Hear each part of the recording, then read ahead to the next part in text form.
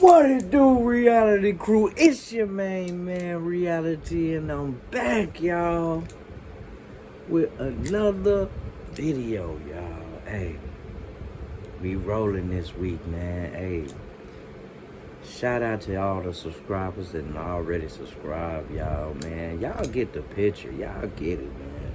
Who wouldn't want some free money? Hey, I would, man.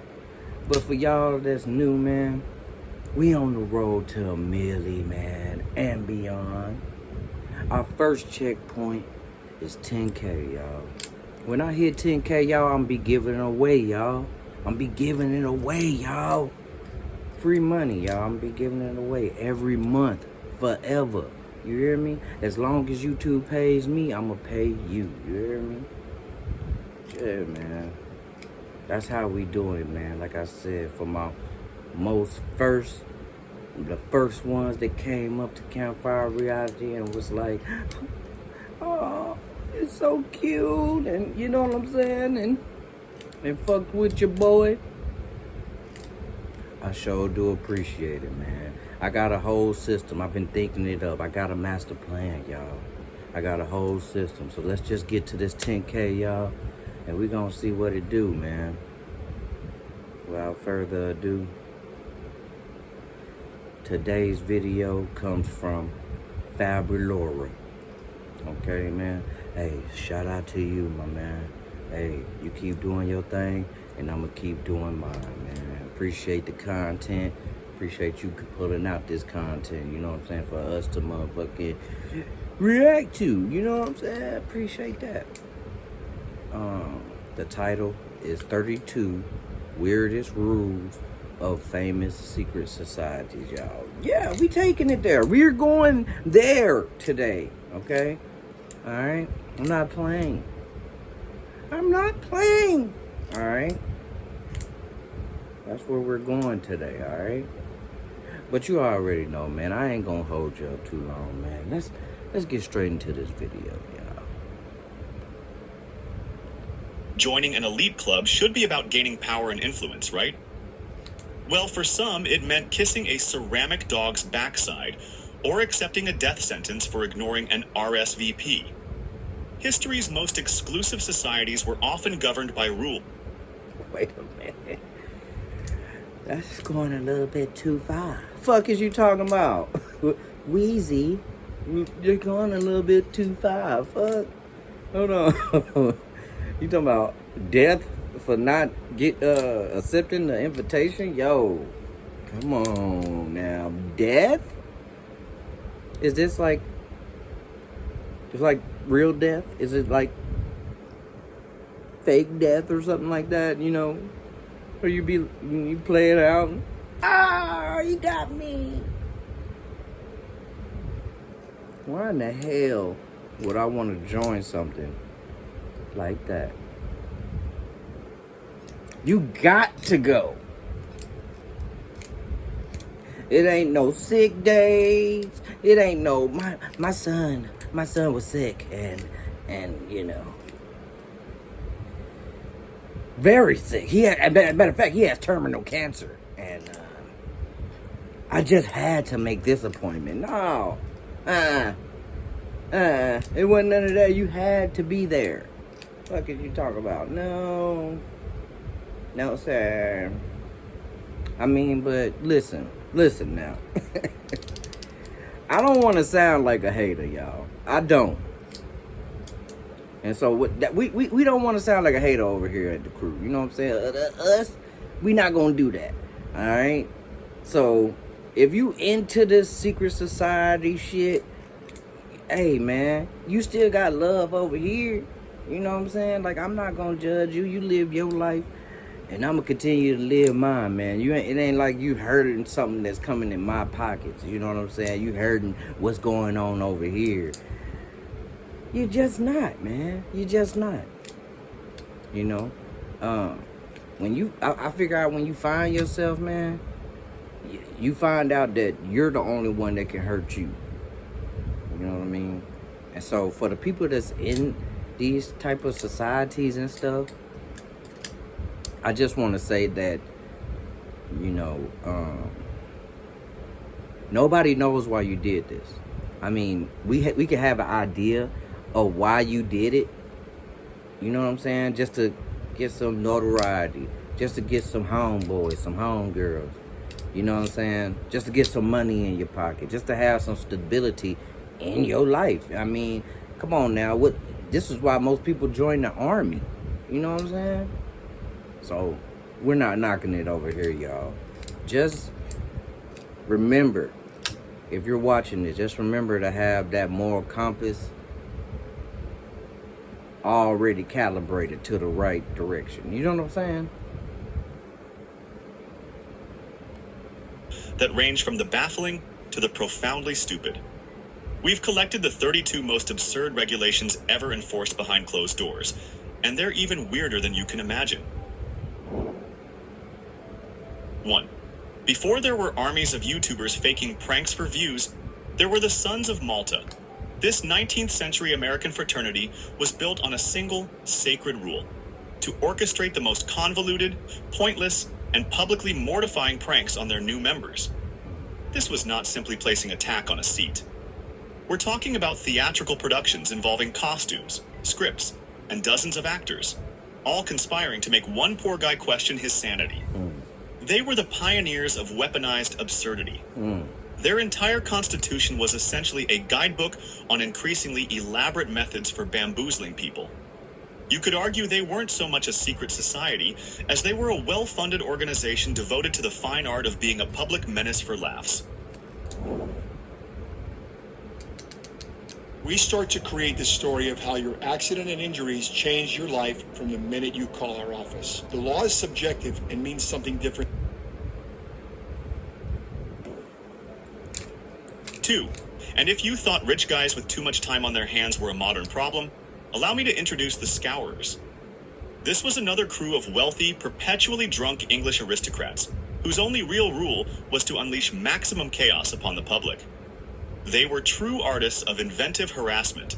A classic move was to encircle some unsuspecting person, draw their swords, and gently poke them until the terrified individual performed a dance for their captor's amusement. Another fan favorite was a charming activity they called lion beating, which involved grabbing someone by the nose and repeatedly introducing their face to a nearby wall. They were basically powdered wig-wearing agents of anarchy, proving that limitless money plus profound boredom is a recipe for a very bad night for everyone else. 3. Over at the highly respected University of Virginia, a secret society known as the Hounds embraced a unique interpretation of secret by being as loud and public as possible. Their one cherished, unbreakable rule was to periodically streak across the main campus lawn, completely in the nude, while howling at the sky like a pack of deranged coyotes. This was not a one-off hazing prank. This was their entire brand. Imagine you're a student cramming for an exam, high on caffeine and despair, and you glance out the library window to see a dozen future senators and CEOs, fully nude, just barking their lungs out at the moon. You'd probably just close the blinds and assume your brain had finally snapped. It's a special kind of chaotic energy that screams, "We have the intellect for a top-tier education, but the judgment of a toddler." Y'all. 4. Y'all. When we're going at this, we're watching this. Just like he said, these are senators, these are future senators, CEOs. They know nobody else cares. You know what I'm saying? You go onto these campuses and nobody else cares about what they're doing. They know that they're doing it, and it's all fun and games, man. This is how life's supposed to be. You know what I mean? And you gotta understand, this gives them the thought early on that they can't be touched, they can't be fucked with. You know what I'm saying? And to do whatever the fuck they want to do. You know what I'm saying? Like, this is just, you see what I'm saying? You see where I'm going with this, y'all? Like, them doing all this and not getting punished for it. You know what I'm saying? Not seeing no repercussions, not even having anybody as too much as bat an eye at them. You know what I'm saying? It's cool. It's the thing to do. You know what I'm saying? So now that they're CEOs, now that they're senators, and they're causing chaos. They're doing all this wild shit that nobody approves of in the real world. They go home and they're like, whatever. Or they go to each other and they're like, you know what I'm saying? Give me 5. That was wild, dude. You're a wild boy. You know what I'm saying? Something to think about, y'all. Imagine the most intense job interview of your life, brought to you by the medieval Persian assassins, or Hashishin. Their leader, the Old Man of the Mountain, had a recruitment rule that was nothing short of diabolical genius. To guarantee unwavering loyalty, he would allegedly drug prospective members with a potent dose of hashish. Once they were unconscious, they were transported to a hidden, lush garden paradise, complete with flowing wine, ripe fruits, and beautiful attendants. Upon waking, the recruit was told, "You are in heaven. This is the reward that awaits you if you serve me faithfully."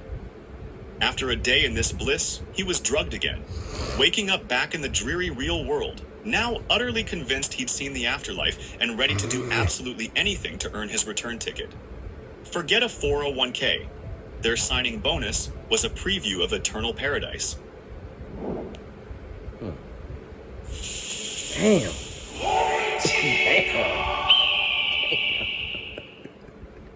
Y'all subscribe down below, y'all want more video, me to react more shit like this. Go ahead and hit that subscribe button. It can carry anything you...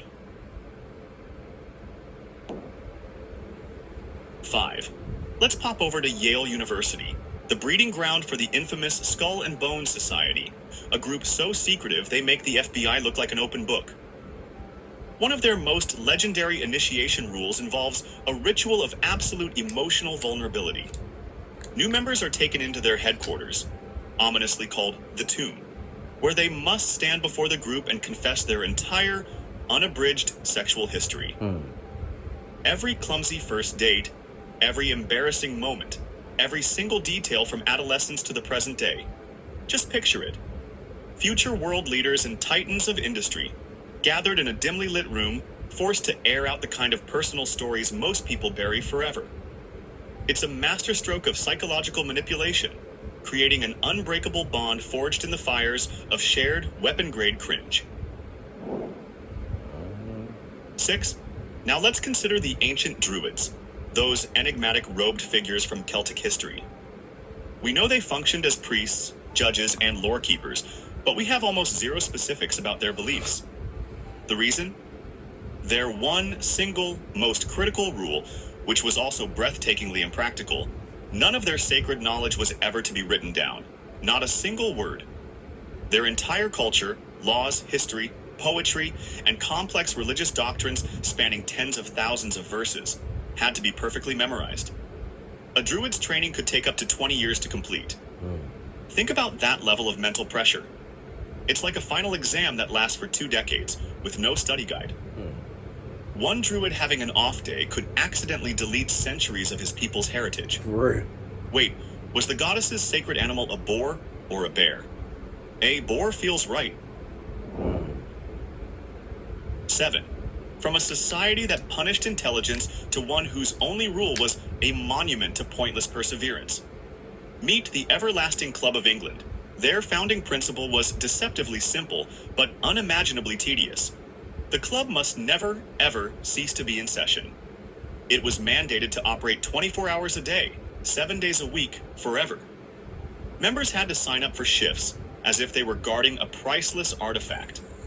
But instead of protecting anything, their sole duty was to simply occupy the room. Can you imagine that conversation?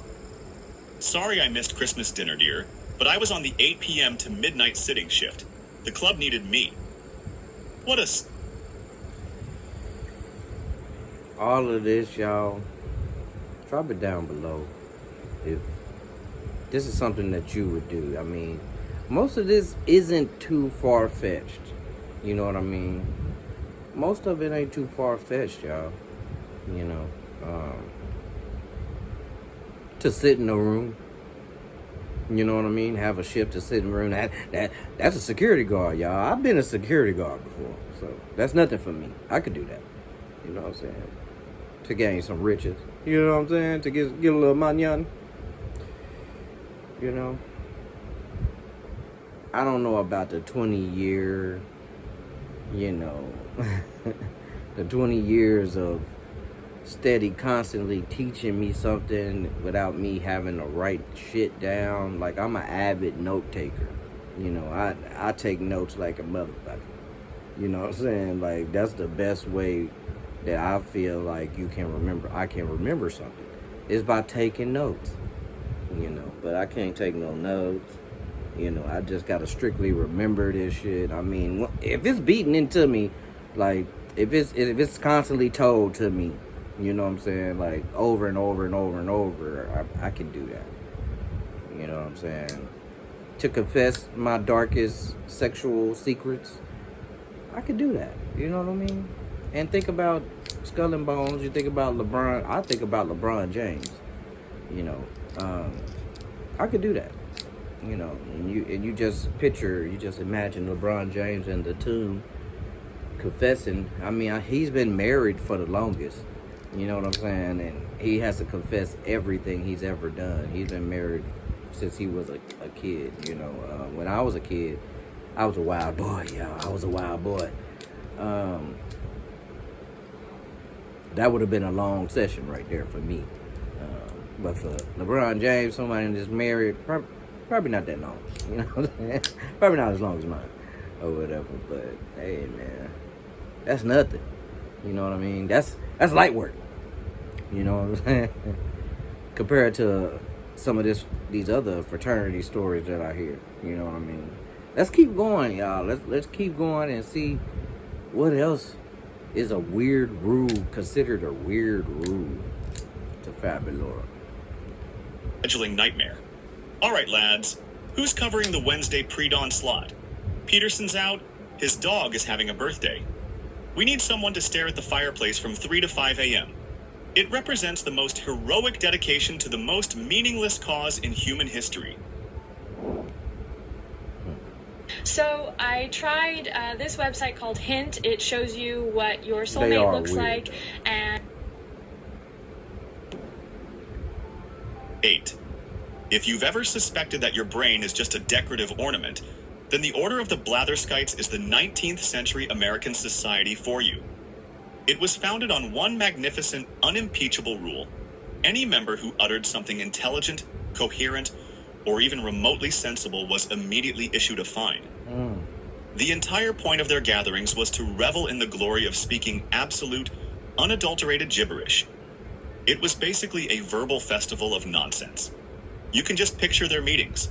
A man stands up and proclaims, "I have concluded that clouds are just the ghosts of spilled milk," and is met with thunderous applause. Then some new guy accidentally remarks, "Well, based on recent rainfall, I project a strong harvest," and the room falls silent. The treasurer just pinches his nose, pulls out his book and says, "That's a 5-cent penalty for making sense, Gerald. You know the rules." 9. If you thought your local neighborhood watch was a bit over the top, let me introduce you to the Leopard Society of West Africa.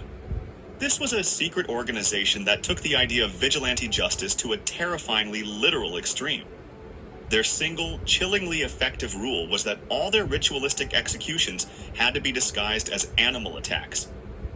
Members would cloak themselves in leopard skins and arm themselves with sharp metal claws and teeth. They would then... Wait a minute. We're not gonna just stroll past the execution part. We're not gonna do that. All right? We're not gonna do that. Let's take a moment of silence for all those who's lost their lives to the Leopard Society. Fuck.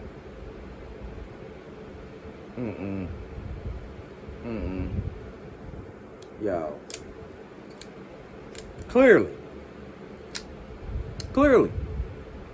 We have this type of shit exists. And it's widely known as something that we should all do. We should all get in. Man. Why? Just why, y'all? Hunt down their targets, typically individuals deemed a threat to the community. The objective was to leave a scene so convincingly brutal that everyone would blame a wild animal, not a clandestine group of men engaged in deadly cosplay. It is, without a doubt, the most elaborate and horrifying method of achieving plausible deniability ever devised. Having a secret password is one thing. Having your main club activity be a meticulously staged fake animal mauling is something else entirely. 10. Back in 18th century London, a group of wealthy young men returned from a trip to Italy with a newfound and dangerous obsession: pasta. They dubbed themselves the Macaroni Club, and their one unstated but fiercely adhered to rule was to be as outrageously fashionable and flamboyant as physically possible. The absolute pinnacle of this was the wig. We're not talking about a simple hairpiece. These were towering architectural wonders of powdered hair, often so tall they needed internal scaffolding for support. These things were practically their own ecosystems. They were so massive and required such vast quantities of flour for powdering that the club was actually blamed for contributing to bread shortages among the city's poor. They were literally taking food out of people's mouths, so their hair could be 3 feet taller than everyone else's. That's not just a fashion statement, that's a declaration of war on common sense. Macaroni. Fuck is you. 11. Finally, we arrive at the logical conclusion of all human endeavor: doing absolutely nothing. The Do Nothing Club, which existed in the 19th century Netherlands, had the most simple and elegantly profound rule of them all: complete, total, and uninterrupted inaction. The members would convene in a room, settle into comfortable armchairs, light their pipes, and then proceed to remain entirely silent and motionless for hours on end. The first person to speak, make an unnecessary movement, or even suggest an activity was immediately fined. This was a cult of lethargy, a sanctuary of supreme idleness. They weren't meditating, they were engaged in competitive relaxation. It represents the ultimate rebellion against hustle culture, a secret society devoted to the glorious and sacred art of just sitting down and shutting up. Frankly, after all the chaos of these other societies, it sounds like paradise. Let's just say it, y'all, that everybody in this club is married. Married with children. Love and marriage. 12. In the golden era of American fraternal organizations, a club known as the Improved Order of Red Men was formed. The catch? Its members were all white guys. Their foundational rule was to construct their entire identity around the most cartoonish, stereotypical, and frankly insulting caricature of Native American culture imaginable. They referred to their local chapters as tribes, their meeting places as wigwams, and documented their history using pictograms instead of, the alphabet. They tracked time using names like Cold Moon or Worm Moon and started their calendar not from year 0, but from the year Columbus arrived in the Americas. It's like a bunch of suburban dads decided to build a clubhouse based solely on the illustrations from an old tobacco pouch. The sheer level of blissful ignorance needed to look at that entire setup and conclude, yes, this is a very normal and respectful thing to do, is truly breathtaking. 13. Let's journey to Poland, and to a secret student society known as the Filomatov. Its members were a collection of intellectuals, poets, and future revolutionaries. They also had a rule that sounds like an absolute nightmare for anyone with social anxiety. Every single member was mandated to maintain a personal diary of virtues and vices. In this journal, they had to painstakingly record their moral triumphs and, more critically, their failures. And here's the horrifying part. During their regular meetings, they were required to stand up and read their most recent entries aloud to the entire group. Can you even imagine? All right, everyone. For this week's failings. On Monday, I coveted my neighbor's new horse. On Wednesday, I was lazy and only pretended to read my philosophy assignment. And on Friday, I told my roommate I liked his poem, but secretly, I thought it was garbage. It's like mandatory group therapy, but with a public self-snitching component. I just customized and saved with Liberty Mutual. What a great day. What an okay day. Peter Piper's pepper picking proved painful. So he ordered the supplies he needed from Amazon Business.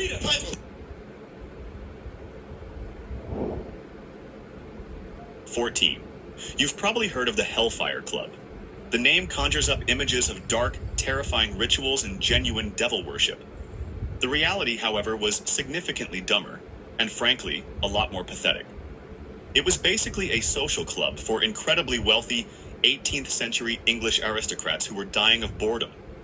Their primary rule was compulsory participation in parody religious services. They weren't actually summoning demons. They were just trolling the established church for their own amusement.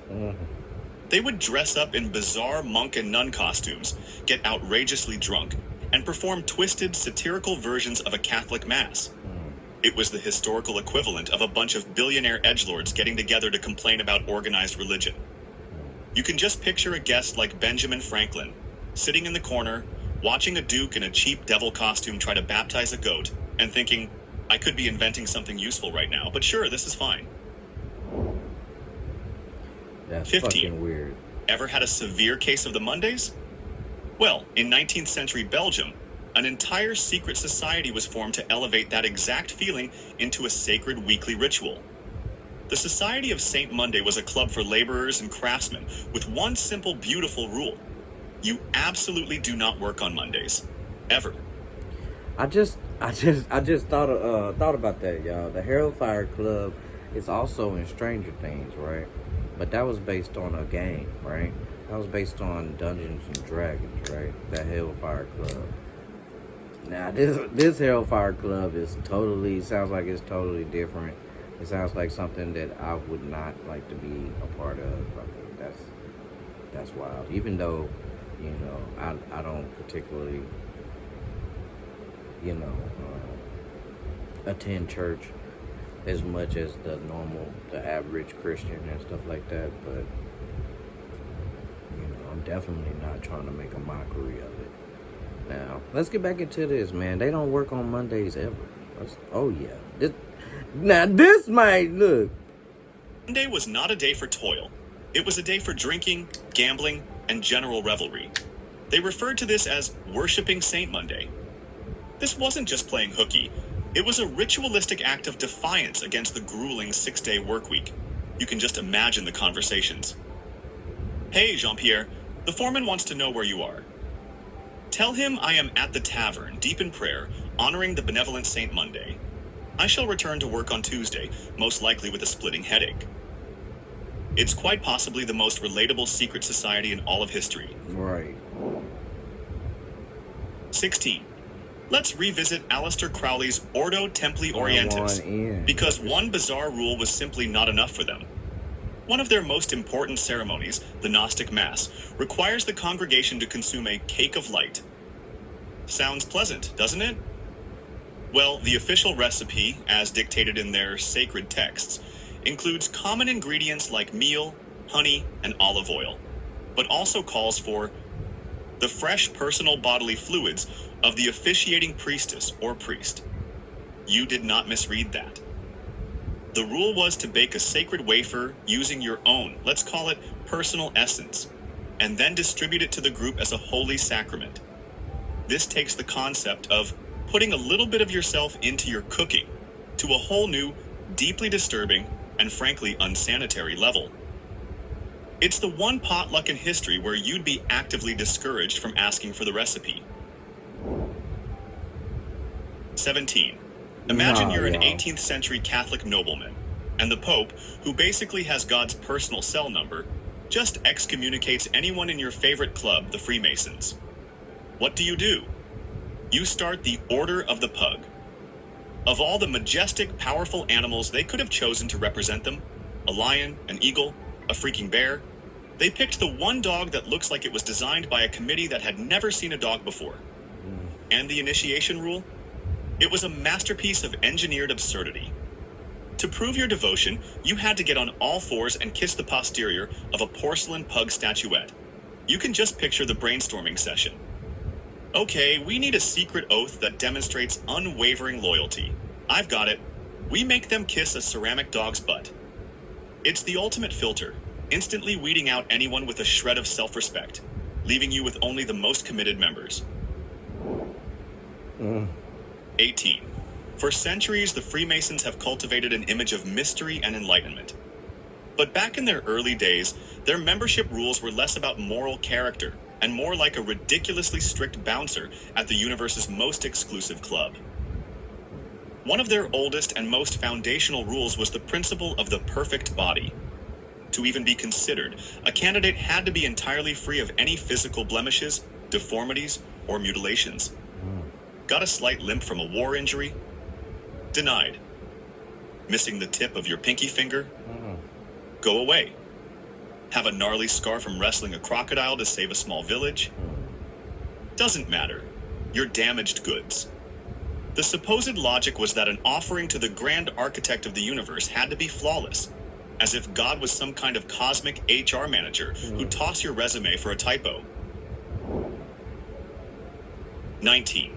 Deep in the rural communities of Scotland, there was a clandestine group of horse trainers who called themselves the Society of the Horseman's Word. Their entire existence, their most guarded secret, revolved around one central rule. You had to learn a single magical word. This wasn't just any word. It was the word, a mystical utterance that was said to grant the speaker absolute, almost hypnotic command over any horse.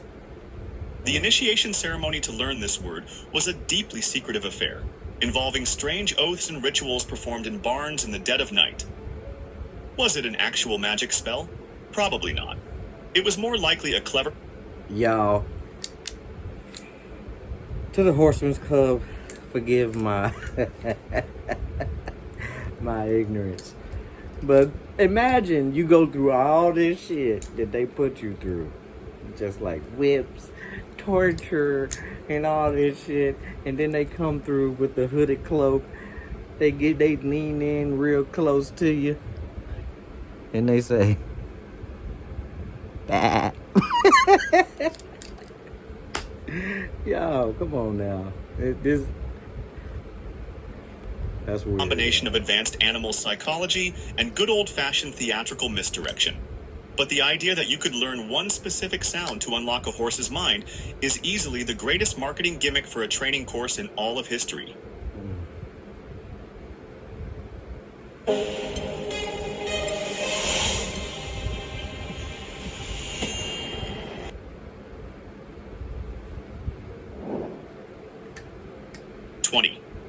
Have you ever been so determined to get out of a social engagement that you briefly considered faking your own death? For the Rosicrucians, that wasn't just a fleeting thought. It was a core tenet of their advancement. This mystical society, which emerged in the 17th century, claimed its members held the secrets to alchemy and eternal life. Accordingly, the ultimate rule for their most enlightened masters was to achieve invisibility. This didn't mean they could literally vanish. It meant they were expected to meticulously stage their own deaths, hold elaborate funerals, say goodbye to their loved ones, and then secretly relocate to another country under a new name to continue their esoteric work. It's the most dramatic and high-effort ghosting in human history. Imagine the final letter. My dearest family, I have tragically perished. The funeral is on Friday. P.S. I'll be in Geneva, living as a clockmaker named Franz. 21. Let's jump to 1850s America, a period of intense political division. In the midst of this turmoil, a new political party emerged, officially called the American Party. But no one knew them by that name. Yo, They were... I'm sorry, but I just be needing time sometimes to gather my thoughts. Because some of this shit is just like out fucking rageous, dude. Like, it's literally people, it literally was people on this earth that made a club that, for one of their fucking rules, if you got out of line, did something that it cannot be, you know, taken back and shit like that. They would fake your fucking death, dude. Period. There's a club like that. A club that you can join. Alright? I mean, just let that sink in, y'all. Just let that sink in. You know what I'm saying? Just let that sink in, man. The world is full of wonderful and nostalgic mysteries, y'all. Like, we sleep. Universally known as the Know Nothing Party.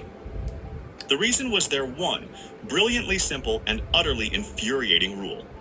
If any outsider asked a member about the party's platform, its leaders, or its activities, they were under strict orders to reply with a single phrase, I know nothing. I know nothing. That was it. It was the ultimate political defense mechanism. Imagine trying to conduct a debate with one of them. Sir, can you clarify your position on tariffs? I know nothing. What about your plan for westward expansion?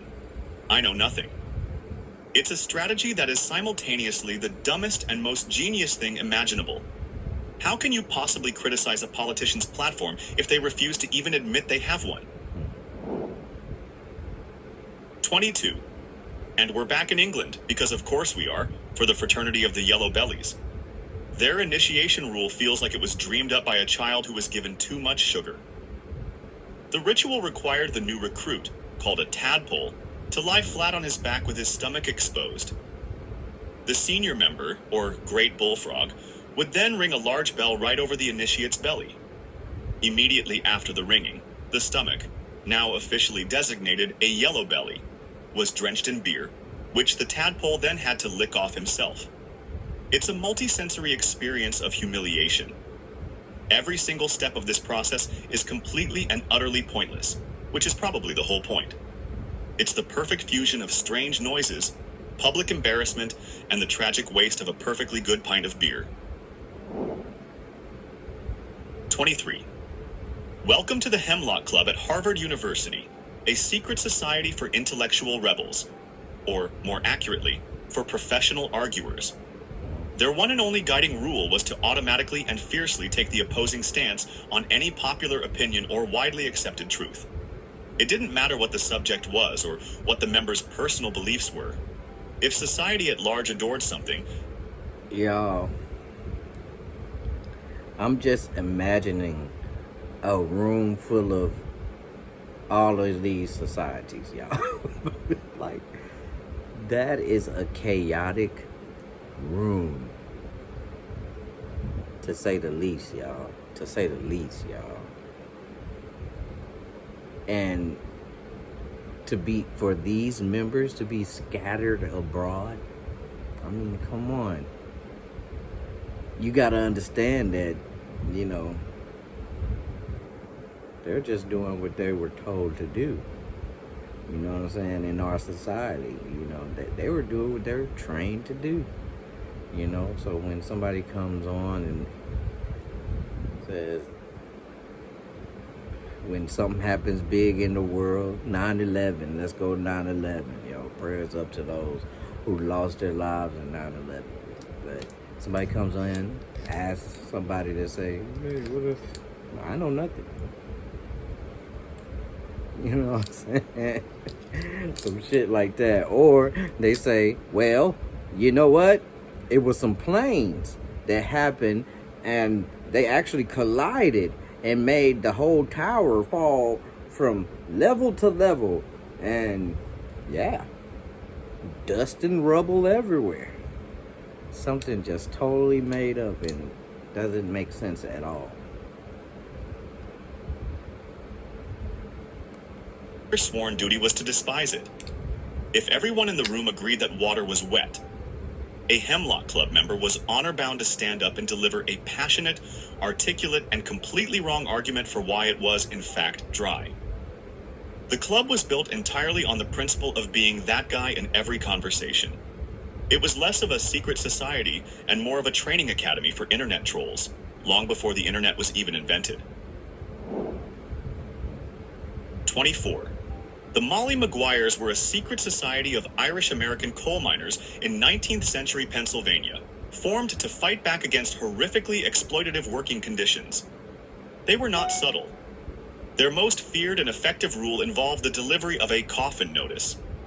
Before they targeted a cruel mine supervisor or a corrupt official for retribution, they would first deliver a terrifyingly simple warning. It was a piece of paper with a crude drawing of a coffin on it, sometimes with the intended victim's name inscribed within. It was the 19th century equivalent of being sent a skull emoji, except infinitely more bone-chilling. It was a promise, a message that said, "We see you, we know what you did, and this is your one and only warning to either fix your behavior or prepare to need one of these for real." It's one of history's most stark and effective uses of psychological warfare. 25.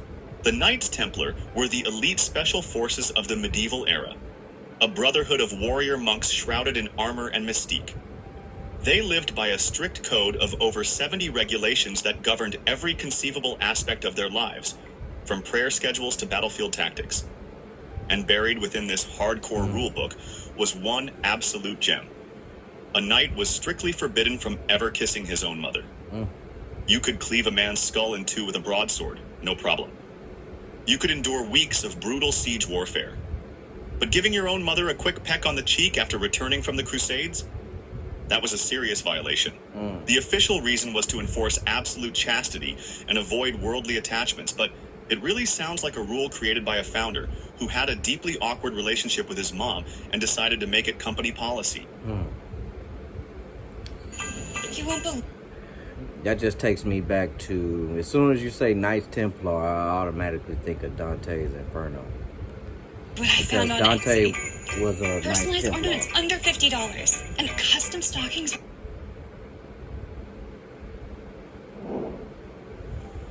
Y'all, I recently watched that video, y'all, that movie.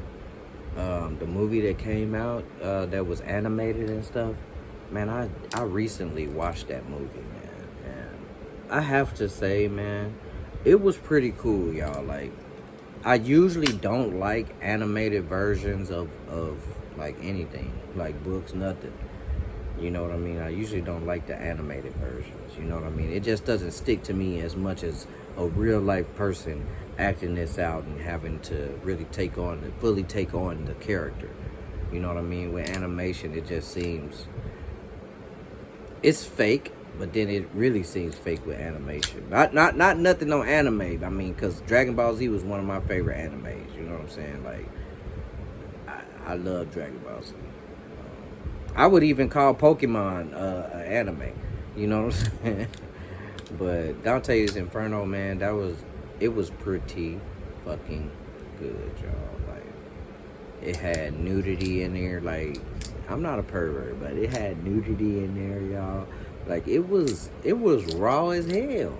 You know what I'm saying? Like, if you wanted to read the book ever, you know what I mean? Just watch that movie and it gave you a good idea of what it was about. It was pretty cool, y'all. Pretty cool storyline and all that shit.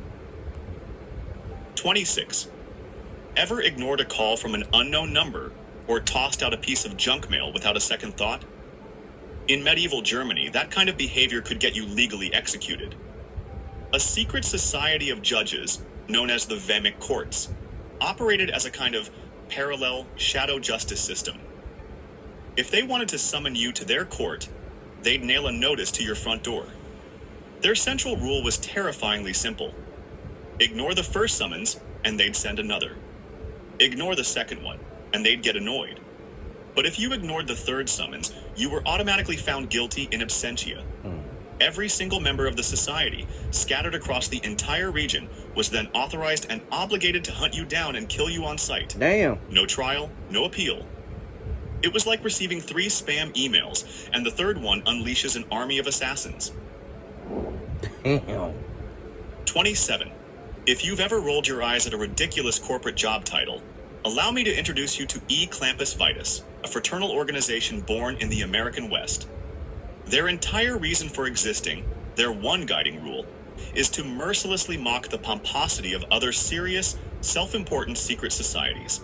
They achieve this primarily by bestowing upon themselves the most absurdly grand and utterly meaningless titles imaginable. The head of a chapter isn't called a president. He's the noble grand humbug. Other esteemed officers include the Clamper Historian, the Royal Platrix, and my personal favorite, the Roisterous Escutis. What do these roles entail? Absolutely nothing. Their meetings are a glorious mess of drinking, storytelling, and dedicating historical plaques to completely bizarre or insignificant events.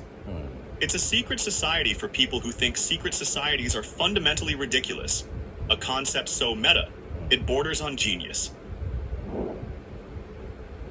28. If you thought kissing a porcelain pug's behind was the pinnacle of weird initiation rituals, hold my drink, because 18th century Scotland is about to raise the stakes. A high society gentlemen's club called itself the Beggar's Benison, a name that sounds quaint and rustic. It was not. Their primary initiation rule was, to put it delicately, a deeply invasive physical examination. A prospective member was brought into a room filled with lords and landowners, where he was required to expose his private parts for a formal group inspection. The existing members would then bless them. This wasn't a symbolic gesture, it was a literal, hands-on appraisal, as if they were judging a prized bull at a country fair. You can just imagine the club president peering down and declaring, yes, excellent form, Bartholomew. A credit to the organization. Welcome aboard. It is without a doubt the most bizarre, awkward, and profoundly unnecessary hazing ritual in human history. I used Hint to get a drawing of my soulmate, and I still can't believe how accurate it was. So a what while y'all ago, think I about came all across this this stuff, app man? Let me know down below. 29. In a world obsessed with chiseled jawlines and perfect symmetry, one 18th century English club took one look at conventional beauty standards and said, no thank you. The Ugly Face Club was exactly what its name implies, but far more exclusive than you might imagine. The one and only rule for entry was that a prospective member had to be genuinely, breathtakingly, and undeniably ugly. This wasn't a club for the merely plain or slightly awkward looking. This was the major league of unfortunate faces. They were scouting for men whose visages could stop a clock from across the room. You can just picture the doorman turning people away. I'm sorry, sir, your nose is far too symmetrical. And is that a charming smile? Get out of here, you handsome monster. We have standards to maintain.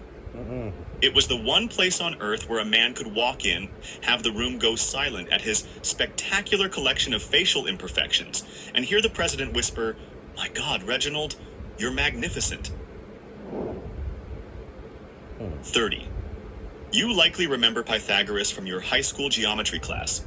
He was the brilliant Greek mathematician who gave us that famous theorem about triangles you promptly forgot after the final exam. Well, that same brilliant mind also founded a secret society with a #1 rule so utterly bizarre, it defies all logic. The most sacred, unbreakable law of the Pythagoreans was this: absolutely no beans. That's it. No chili, no bean salads, no bean burritos. Why? Because this mathematical genius was utterly convinced that beans contained the tiny reincarnated souls of the dead. To him, eating a bean was not just having a snack, it was an act of cannibalism. Legend has it that he was once fleeing from enemies and came to a halt at the edge of a fava bean field. He refused to step into it, choosing instead to be captured and killed rather than touch the forbidden legume. He was ultimately defeated by a vegetable. 31. The Mohawks of 18th century London were less of a secret society and more of a mobile unit of terror, operated by rich, bored aristocrats who were immune to consequences. Their primary rule was to invent ever more creative and cruel ways to torment the citizens of London after dark. They weren't your average street toughs. They were connoisseurs of bullying. One of their signature moves was called tipping the lion, which involved gouging their thumbs into a victim's eyes and then punching them in the nose. Another favorite pastime was to find a woman wearing a large hoop skirt, trap her by putting a barrel over her, and then gleefully roll her down a hill. They were basically cartoon villains come to life, a stark reminder that before the internet, trolls had to be much more hands-on and physically active in their work. 32. And now we pop over to Oxford University, home of the Bullingdon Club, a long-standing dining club that doubles as a finishing school for some of the world's most destructively privileged young men. Their most infamous tradition is a beautiful, two-part performance of chaos and capitalism. Act 1. A group of members, clad in bespoke, multi-thousand-pound tailcoats, will rent out a private room in a restaurant. They will then proceed to get extravagantly drunk and systematically destroy the entire room. Tables, chairs, artwork. If it can be smashed, they will smash it with aristocratic glee. Act 2, and this is the crucial part of the rule, is to immediately, while standing in the wreckage, pull out enormous wads of cash and pay the horrified owner for every single bit of damage, often 2 or 3 times its actual value. It's the ultimate power move, a statement that says, my fleeting amusement is a viable economic stimulus for your business. It's not just vandalism, it's performance art for people who view the world as their personal playground. It seems the first rule of starting a secret society was to abandon all common sense. We've presented 32 pieces of evidence for that theory, but history is a bottomless pit of weirdness. So the floor is now open. What's the one mind-blowingly dumb or bizarre secret society rule that we were completely ignorant of and failed to include in this list? The best and most obscure entry wins eternal bragging rights in the comments. While you're proving your superior knowledge of historical nonsense, show your support with a like and subscribe. Subscribe, y'all. We done reached the end of this video, y'all. Another one down in the books for us. Hey, man, let me know which rule was the weirdest to you, man. Let me know down below which rule was the weirdest to you. I gotta say, for me, it had to be the club where, the part where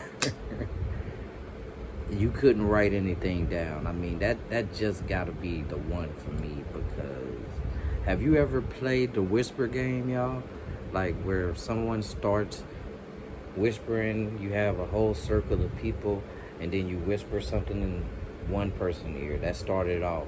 And then by the time it gets back around to you, it's like not what you said in the first place. You know what I'm saying?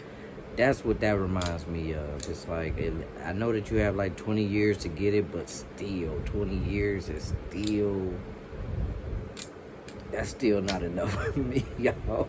Like, I would, just one word off, you know what I'm saying? It's just like something.